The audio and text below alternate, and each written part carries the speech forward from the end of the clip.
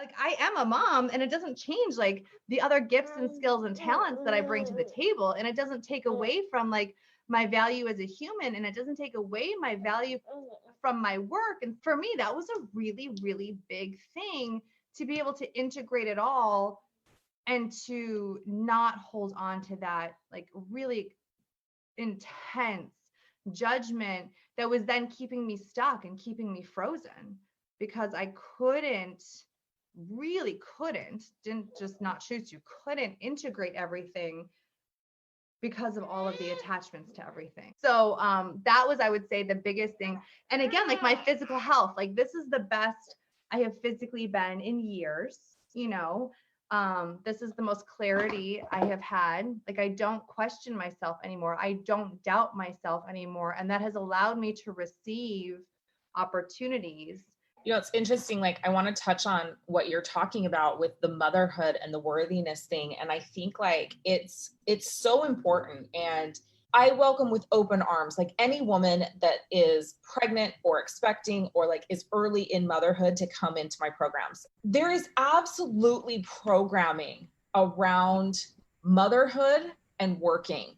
And, you know, I talked about this on the interview yesterday. It's like, Ouroboros is a wealth repatterning program, but it's not just a money program, right? Absolutely. Right. Do you get financial and economic freedom from participating in the program? Yes, because that's one component of wealth, but it's not just a money program. It is an overall wealth repatterning program. And as women, especially as mothers, like we have been very conditioned, one, to just not feel worthy. Like to not feel worthy and to not feel deserving. And, you know, there is this piece of like having to sacrifice for everyone. We're definitely taught to put everyone, especially our children, before ourselves. And then there is this thing around the perfection, right? Where it's like, if I'm not doing it right, or if I'm not doing it the way that I perceive people think the perfect mom is doing it, then it totally spins us out. And then it sends us into this like downward cycle of shame. And so, you know, like I love, like when I was being interviewed by you, it was so amazing to me that like you have Malia there, like you were nursing during the interview that you did with me. And I'm just like, yeah, I'm here for it. Like empowering our mothers empowers our children, and empowering our children creates a whole new reality of experience of life on this planet. Right. And so for me, it's like this worthiness and this deserving. It's like, oh, yes, I am worthy of having the life that I deeply desire. I am worthy of having the business that I deeply desire. And I am worthy of having an amazing relationship with my children. And those things don't have to be mutually exclusive. Like I get to literally be a mom. Oh, that's me. And that is my priority. My children are my priority, definitely over my business. And if you're not down with that, you shouldn't be following me or paying to work with me anyway, because I can guarantee you, once you start working with me, and you know this, once you start working with me at higher levels, you see my kids more.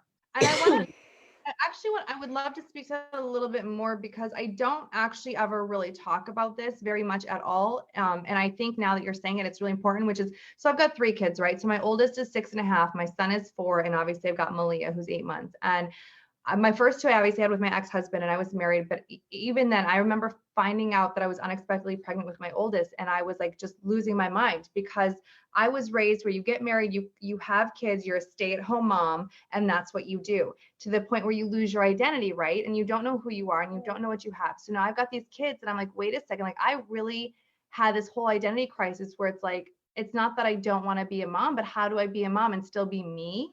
And how do I still be me and have the big dreams that I have for my business and for my money situation? And then you throw like a new baby, like out of a freshly divorced situation, which again, in my culture and my family background, generally, you don't get divorced. You don't have kids out of, marriage, and everyone's a stay-at-home mom. And I didn't know any professional women growing up. All the women I knew were moms and like maybe teachers. Do you mean like I didn't know any women who were successful or had their own businesses or were moms and did anything outside of that identity? And so there was a lot of ugly work, like really ugly, messy work that got me to this place of stepping into these really successful, roles and being able to stand on my own 2 feet financially. And, and it's still a work in progress, right? Like I'm still working to get to the levels financially that I want to, but I have seen the expansion that comes with that. And I see the clarity and the confidence that has come with releasing all of the struggle that I had because of the beliefs that I brought into my own situation.